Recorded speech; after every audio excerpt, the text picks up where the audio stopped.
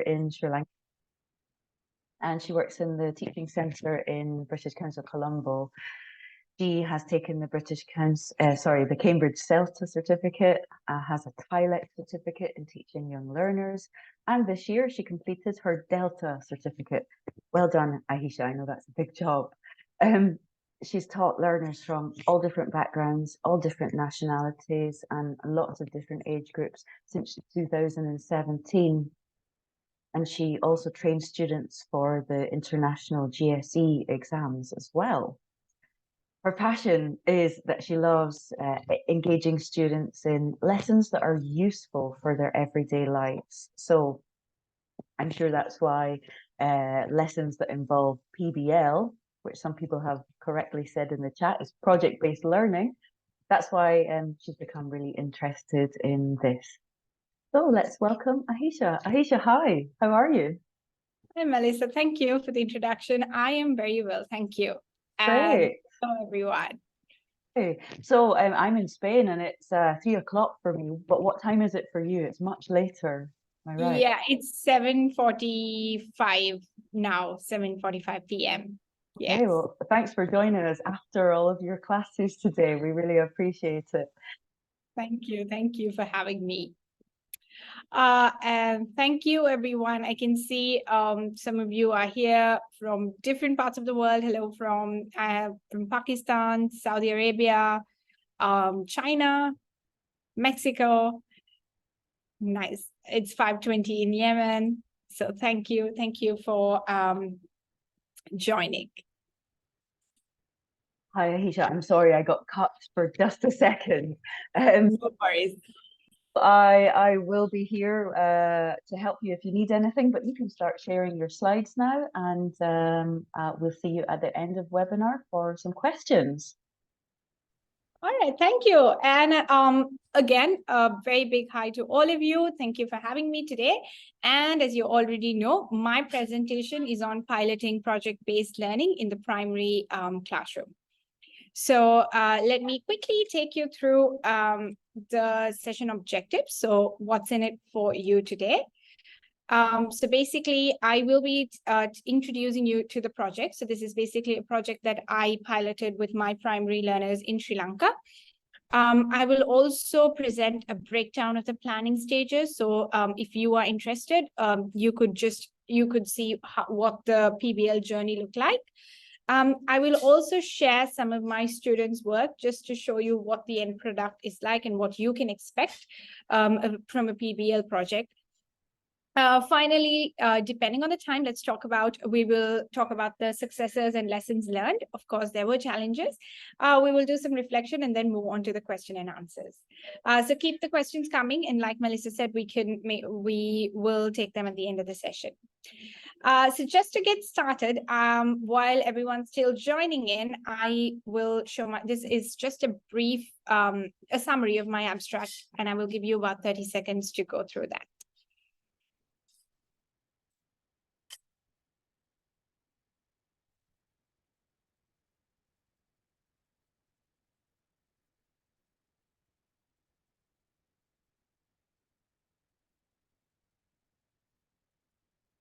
All right, everyone. So we'll move on now. What is PBL? I asked you this question before the webinar, and thank you for your answers. This is just a snapshot of some of your answers, the answer garden. And I think all of you had given some keywords, which basically put together is what PBL is. So thank you for your answers, and maybe we'll look at this in a bit more detail. So what is it?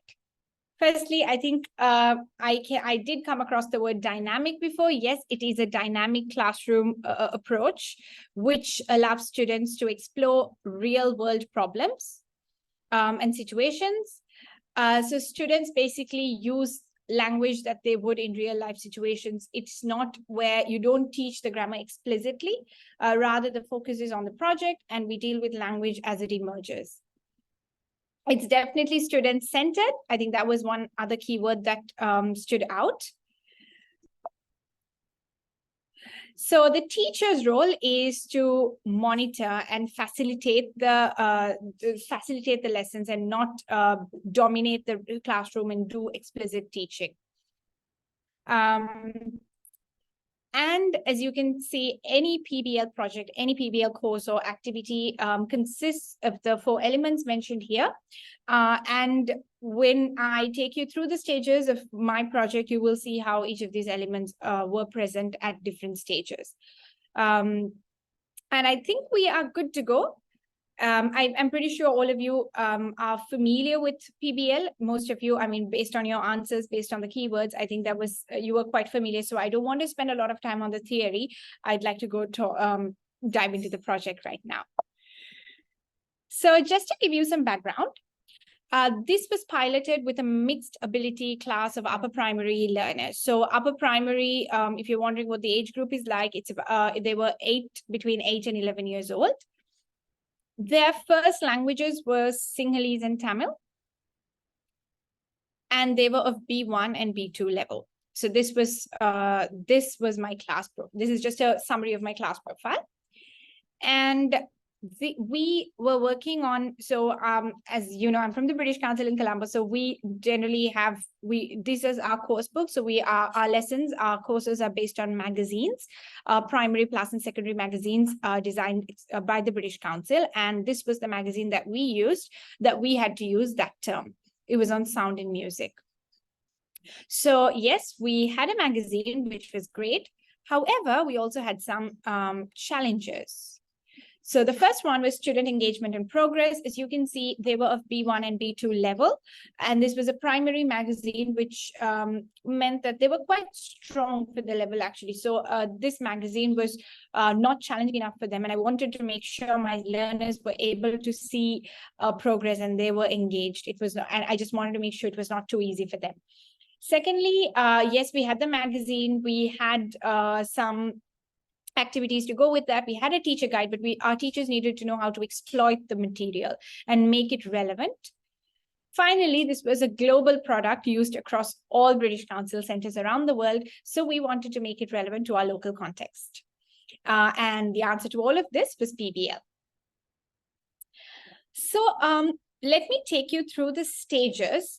But before I do so, I am just going to show you the methodology.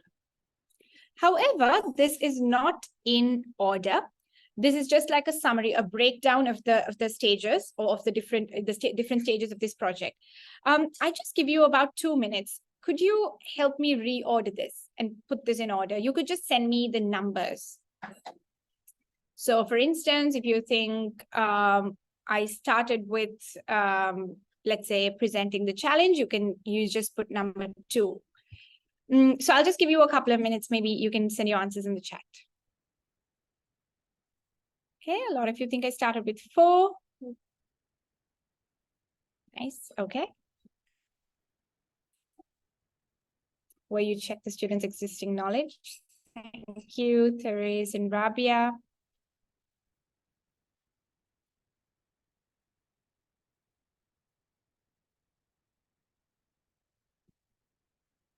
Nice. So there's 4. So a lot of people think that I've started with 4, where you check the student's existing knowledge. Nice. Oh, number 9, where you build awareness of the outside world, the world around them. Some of you think it's 5. I started with 5, where I carried out some research to find out about the topic. All right, thank you. So yeah, do keep your answers coming. Okay, you change your mind to 2, Therese. Nice. All right. So what do you think I did next after I presented the challenge or checked the student's existing knowledge? 9, I think 9 seems to be a very common answer. Building awareness of the outside world, the world around them. All right, nice. 4 again seems to be a very common answer. Thank you, everyone. Maybe I'll give you about 10 seconds more and then we'll move on. I started with 9. Okay, maybe the ones who've already identified the first stage, which one, how do you think the project ended? What do you think the last stage of the project was? So I've changed the question. The final stage, 11 students reflect. All right. I think that's quite obvious. Peer and teacher feedback. Okay, so there's a mix, 10 and 11. All right. Thank you so much for your answers, everyone. And without taking too much time, let me now reveal the actual order that I followed. So this is a summary of the stages that I took the students through. And yes, we started by presenting the challenge.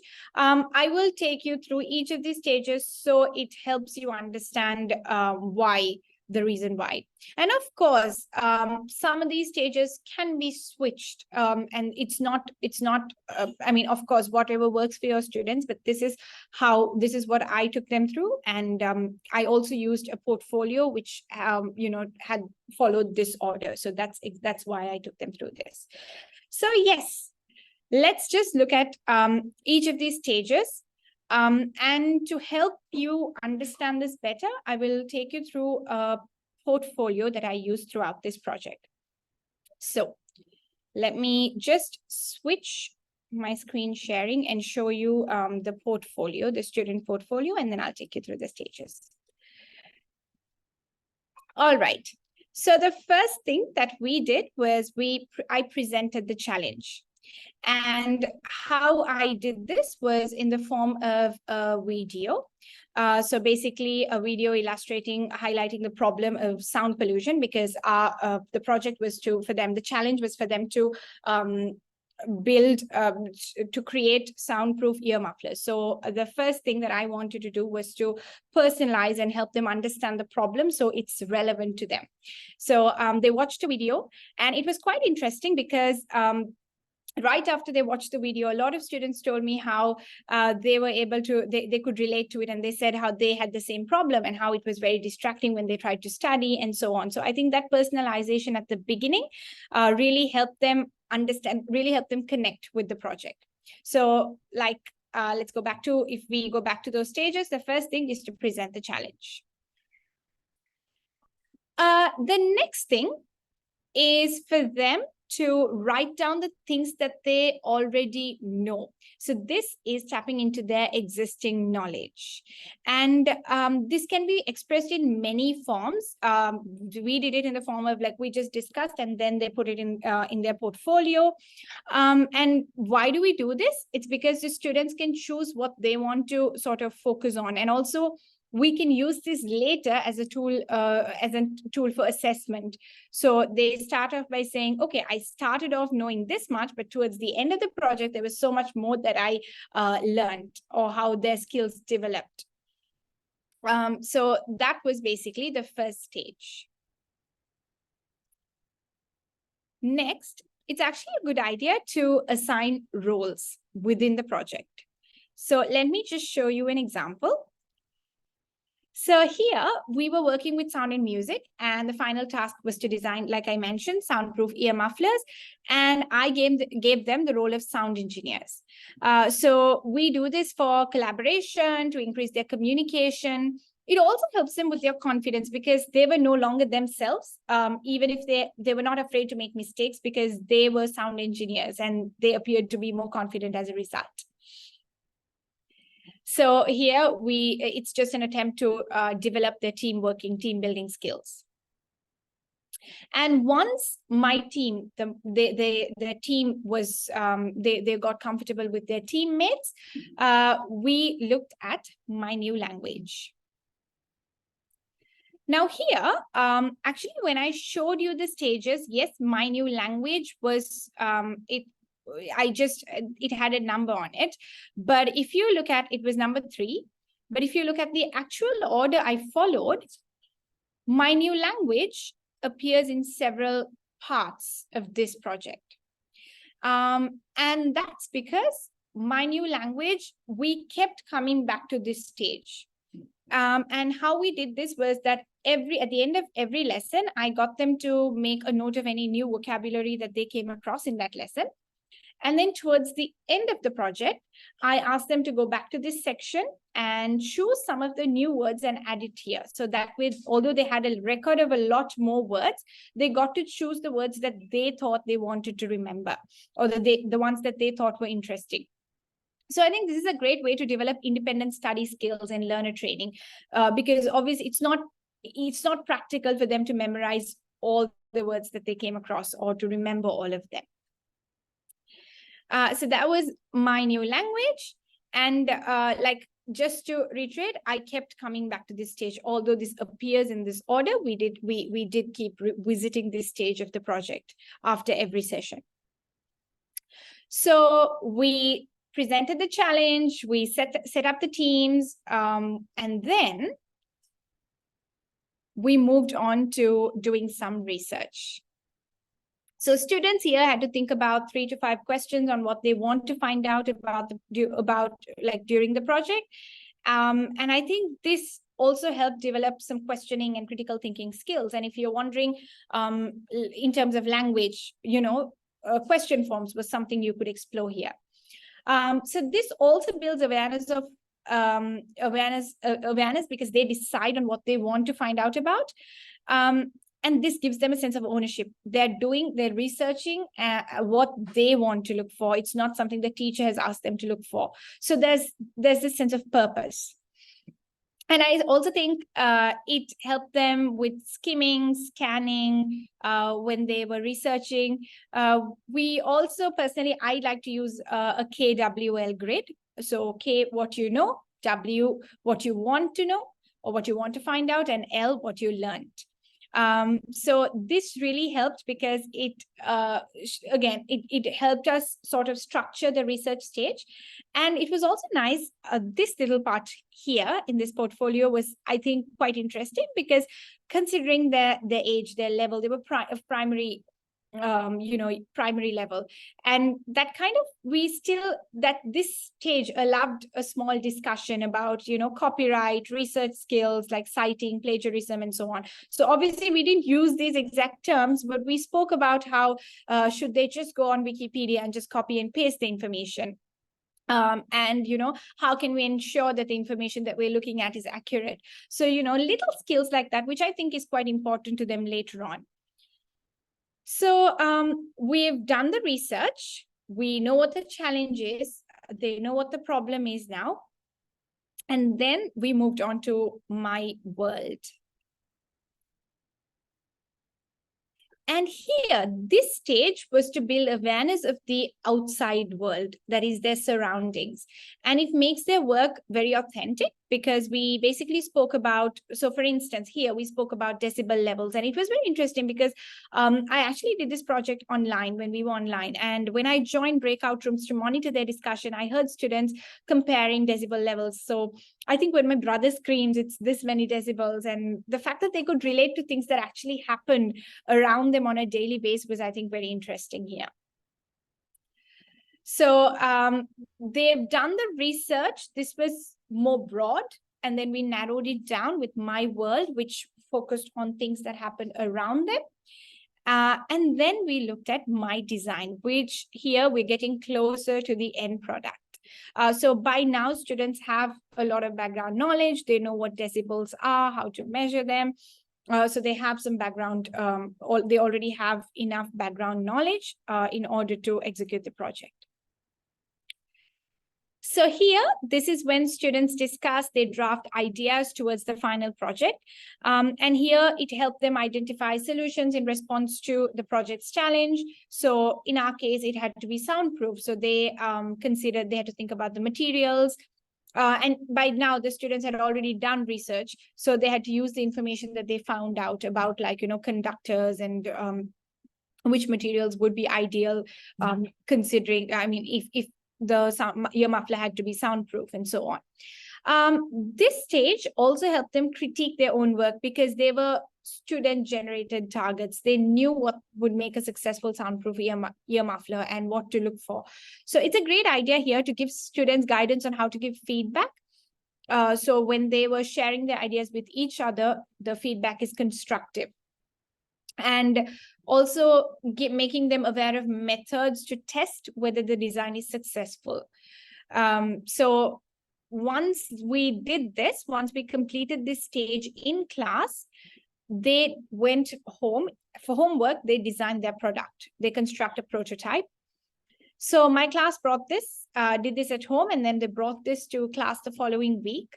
And then we used the methods that we discussed in the previous lesson to test the prototype. And then students also shared feedback in different methods to improve each other's products. So for instance, some of them spoke about, like, how to measure the decibel level using an app. And we actually tested it in class, and some of their ear mufflers still did not appear to be soundproof. So they got inspiration from their friends, and then the following week, they came with an improved version of their ear mufflers. And that was the time for their best work. So by this time, they had completed their prototypes, they had added the final touches to it. And what you see here on the screen was actually one of the most successful products. It actually worked when the student tried it. And she also used a decibel app, a decibel meter. If I remember correctly, it was called Decibel X, to prove her results. So here, they also write a short paragraph on what they have done, and it gives them a little sense of achievement. And I think it's nice because they look back and they think about their progress so far. And all of this are modes of assessment throughout, so continuous assessment. So you could stop here and move on to reflection because they've completed their final product. But in this particular project, apart from this, one of the other tasks that they had was to create a commercial to sell their product. So since this was not the commercial part, creating a commercial was not part of their magazine, they required some input because they needed help with creating commercials. So we had to look at the features that may, persuasive techniques, features when it comes to commercials. So we looked at some popular commercials, slogans, and so on. I just thought I'll share with you an example of a commercial that was created by one of these students. So you can see how their work upgraded throughout this project. So just to remind you, they started with some very basic knowledge, and towards the end, they were also able to identify something as complex as persuasive techniques in advertising. So for now, let's take a break from the portfolio and let's maybe look at an example of a student's commercial.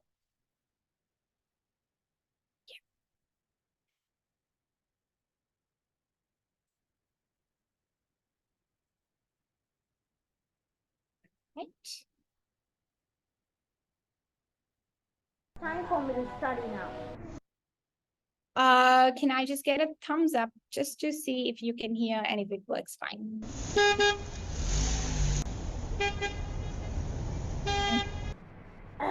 How can I study when there's a lot of sound pollution going on?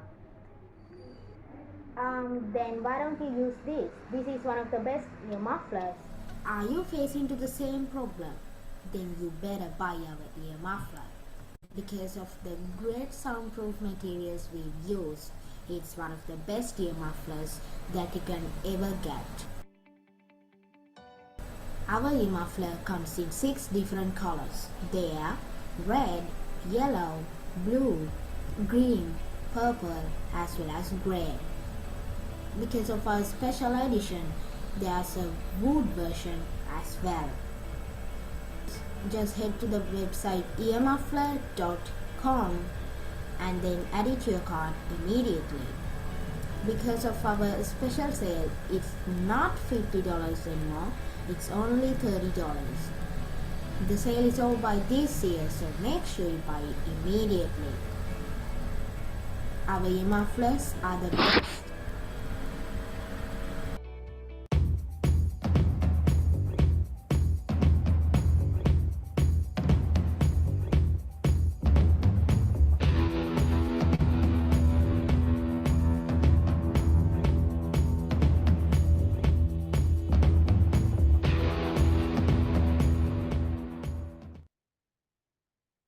All right, that was just an example of one of my students' work. So that was he. Just to let you know, he was one of the most shy students when we started off because he was the only boy in class, and I thought it was quite impressive coming from a student who started off the project like that. So this is good evidence of how like their confidence develops over the course of this project. So by this time, we had reached the end of the project, and what was remaining was their reflection. So going back to the reflection, let me just go back to the stages to remind you of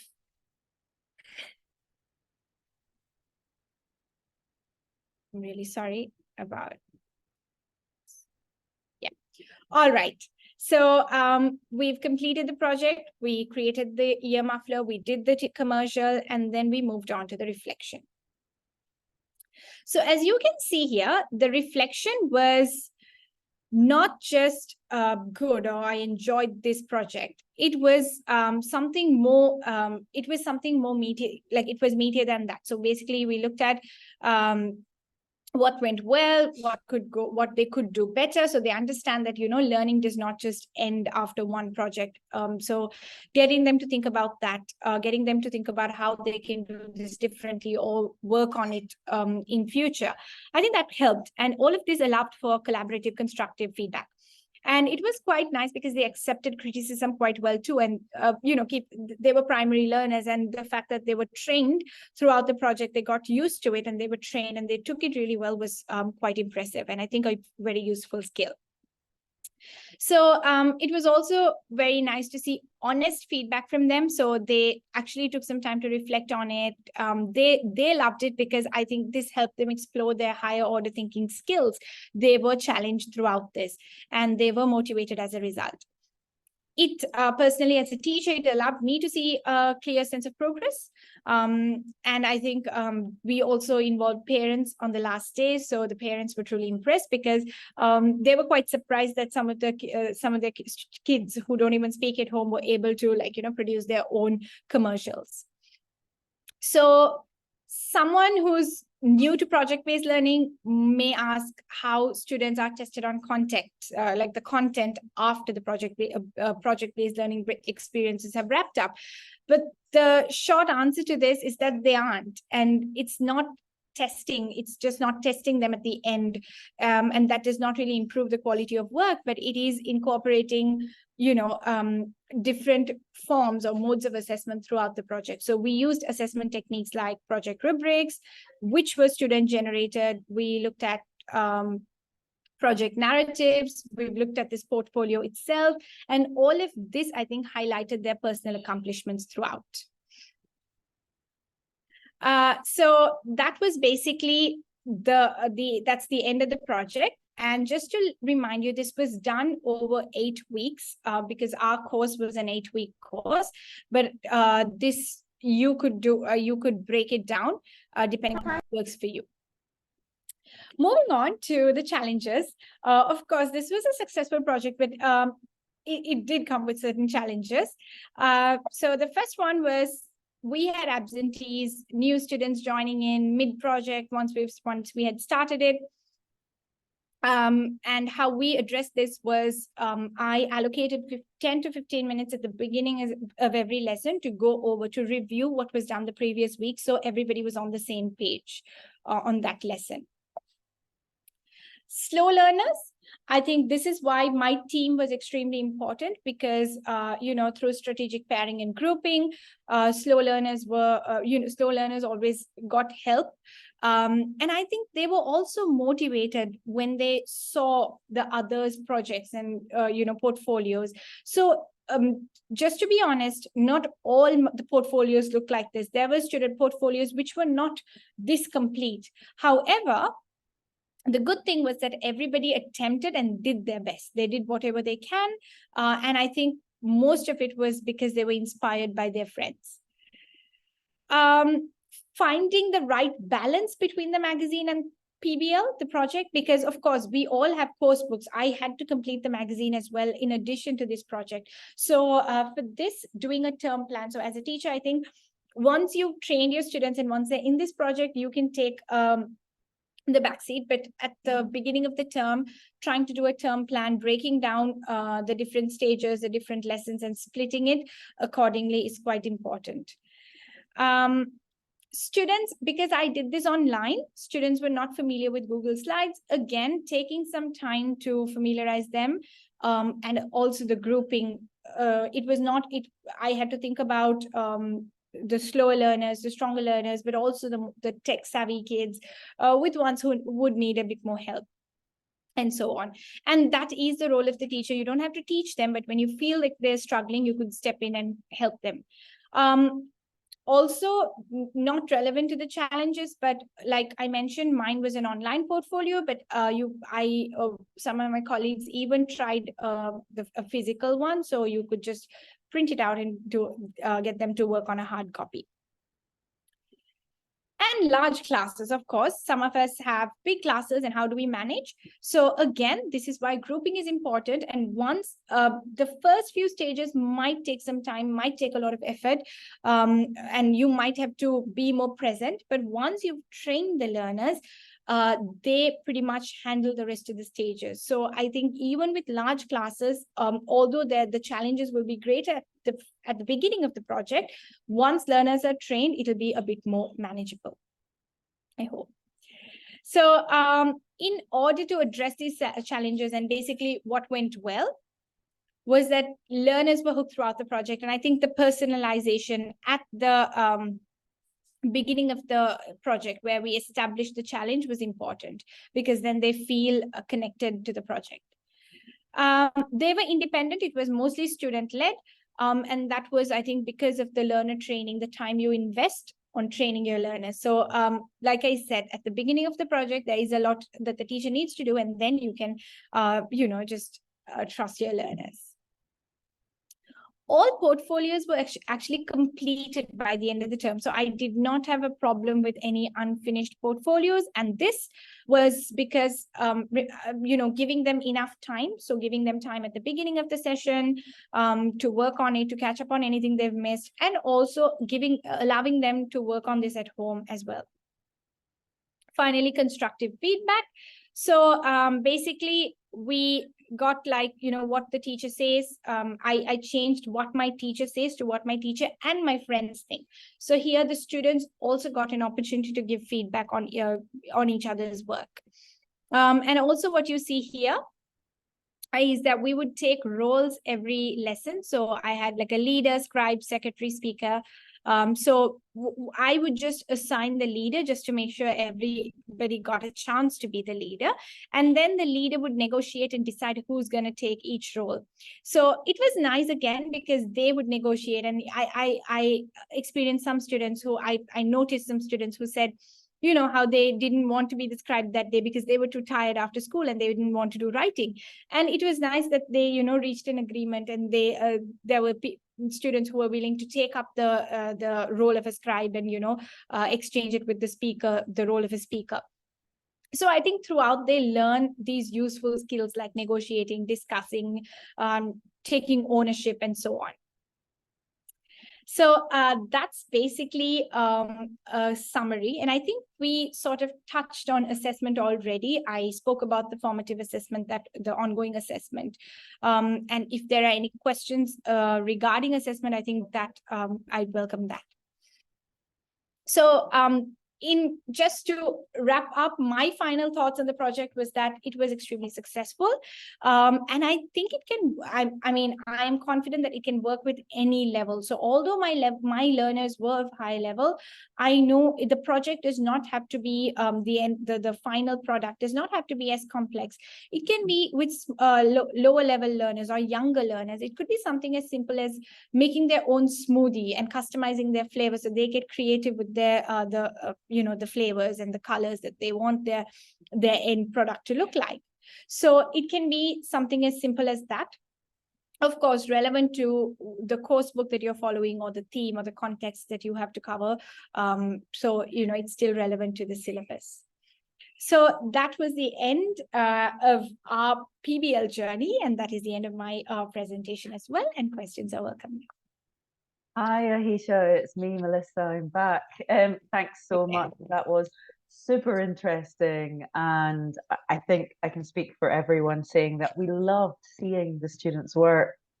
That for me brings the project to life, and I loved what they did. So when are you going to see those students again? Do you still teach them?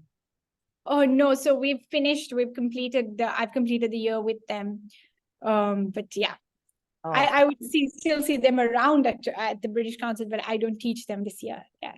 tell them congratulations for really such wonderful work. So everyone, we're taking questions. So if you have a question for Ahisha, we have 10 minutes to spend talking to her. It can be anything you want. You can ask a question about project-based learning. You can ask her a question about her project.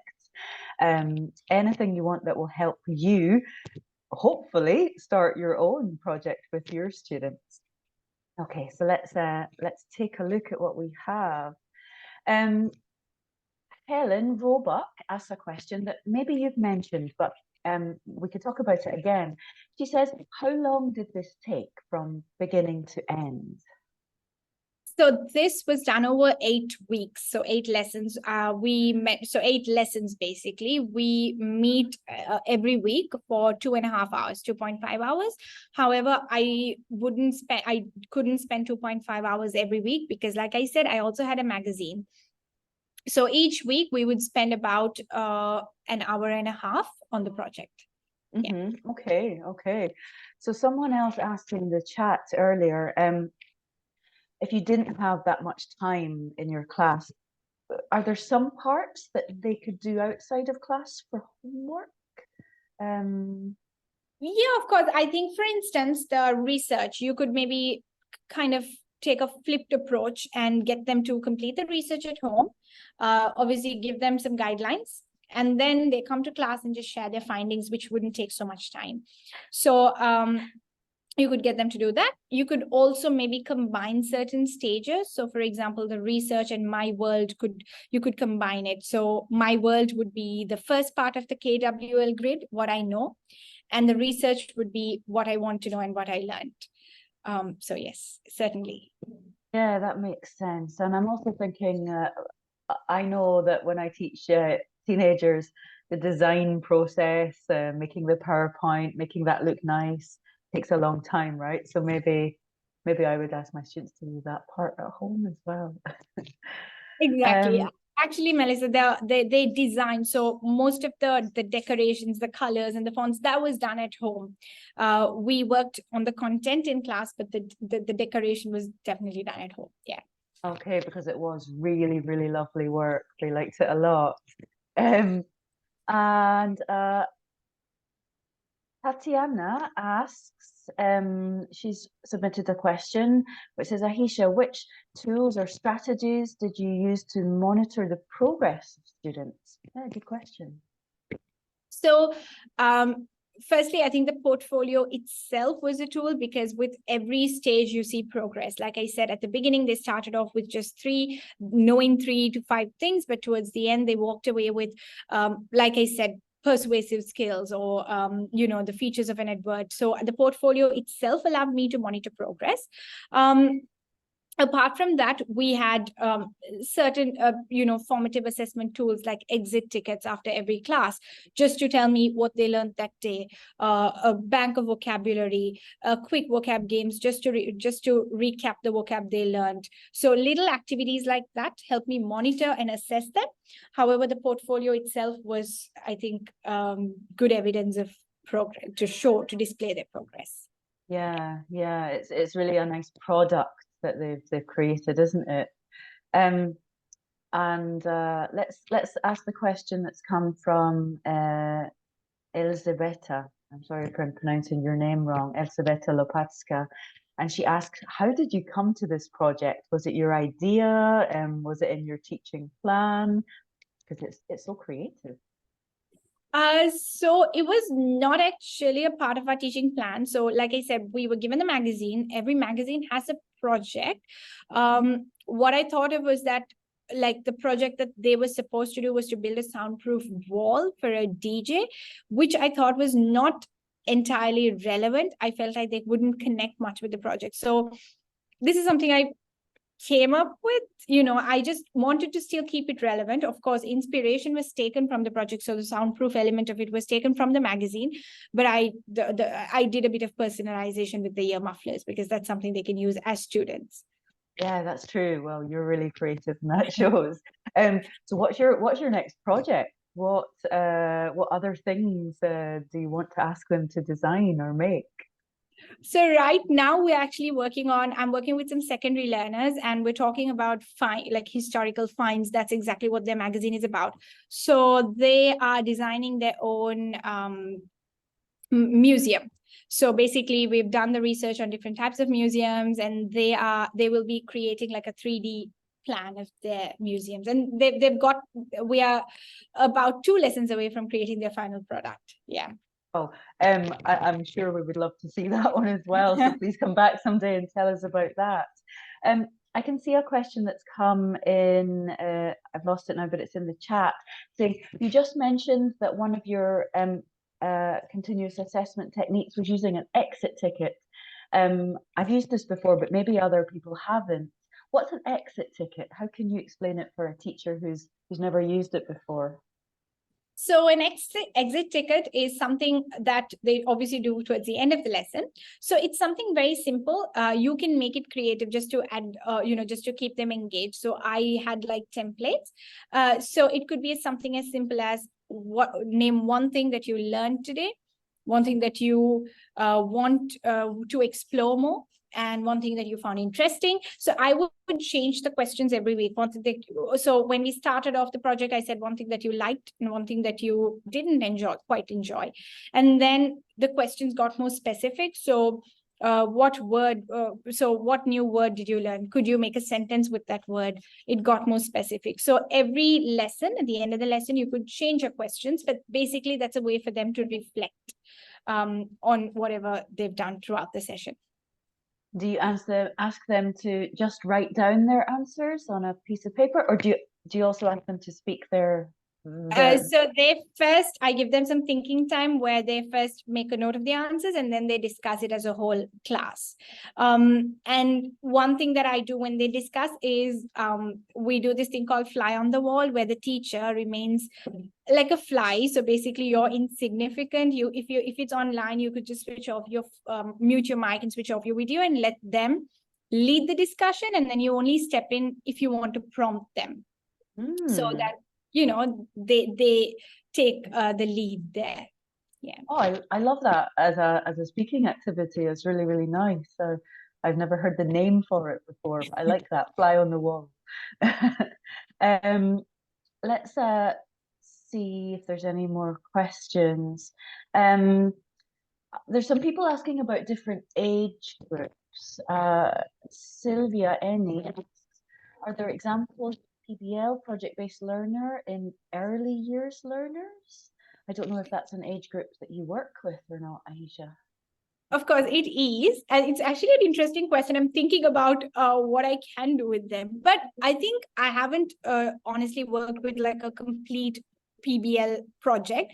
But of course, there are elements. So with primary learners, it does not have to be something where they create something big. It could be something that, with early years, it could be something they make with Play-Doh. So I think it's about your expectations, obviously lowering them and making them age specific, but I don't see why this wouldn't work with them.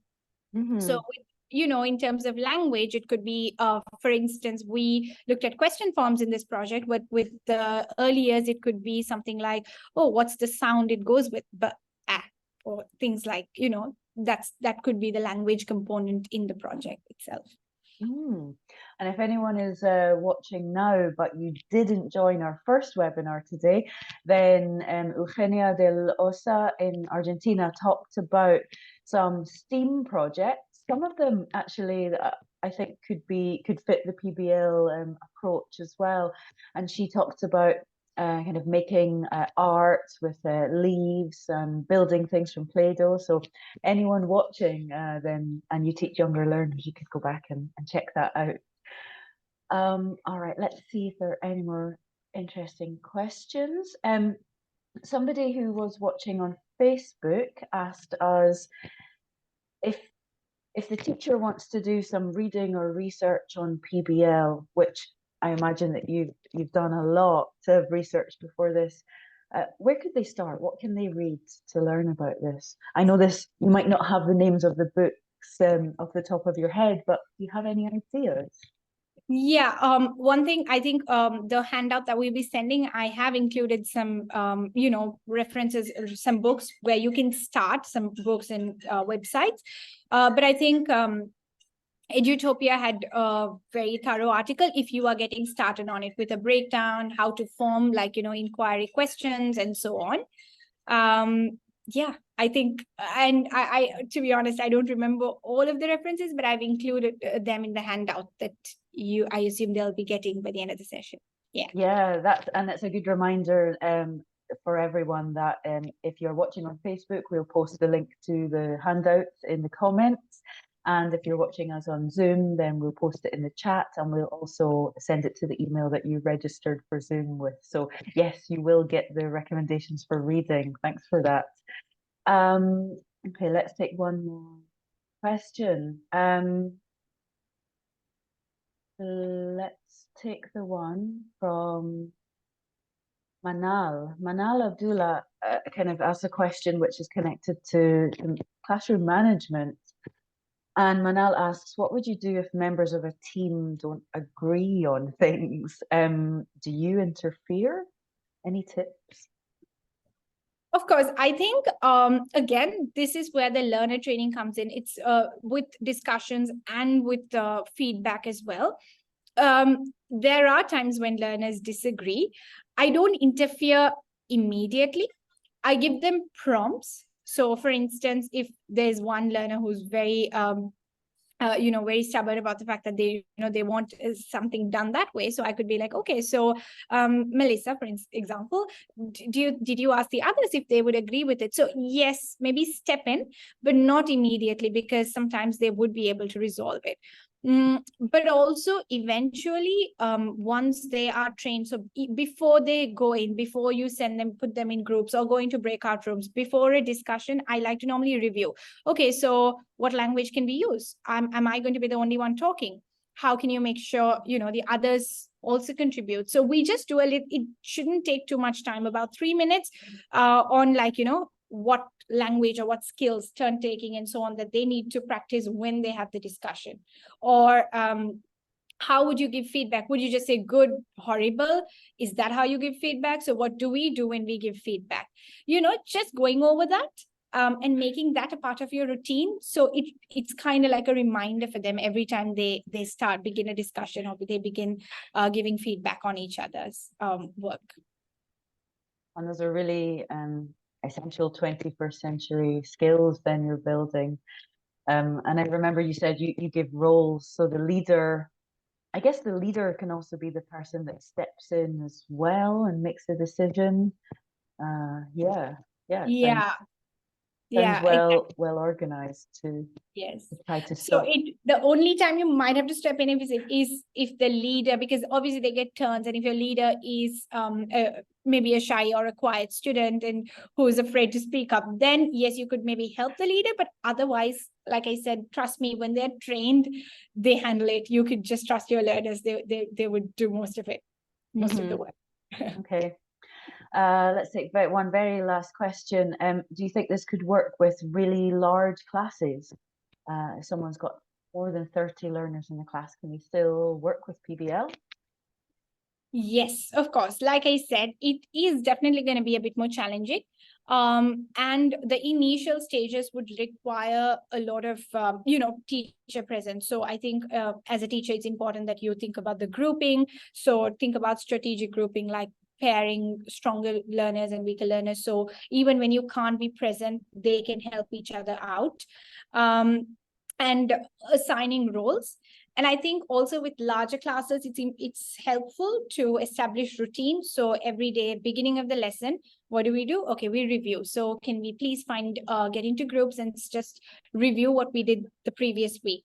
So I think little things like roles, strategic planning and grouping, and establishing routines will help. Although I understand it's still going to be a bit more challenging in a larger classroom. Okay, well, if anyone is doubtful, yeah, try it out. I'm sure you can make it work. So we're coming to the end of the questions, and so that's the end of our time with you today, Ahisha. I really, really enjoyed it a lot talking to you, and I absolutely love seeing your students' work and hearing about what you've done. So come back another time and tell us about your next project. Of course. Thank you for having me, and thank you for the questions. Thank you everyone for joining. It was great, and it's an honor to be here. Yeah. And thanks for all the participation from everyone that's here. And we're glad you enjoyed it. I'm just going to remind you that we have another webinar that is starting soon. So it will have about a 15-minute break and then come back to visit Manel Saba and my colleague Joanna to talk about students learning and unlearning. So she's talking about experiential learning. So we will send certificates, recordings, and handouts by link. And also, if you're on Zoom, then we have them sent to your email. So thanks everyone for joining, and we'll see you again soon. And we'll see Ahisha another time. Goodbye, everyone.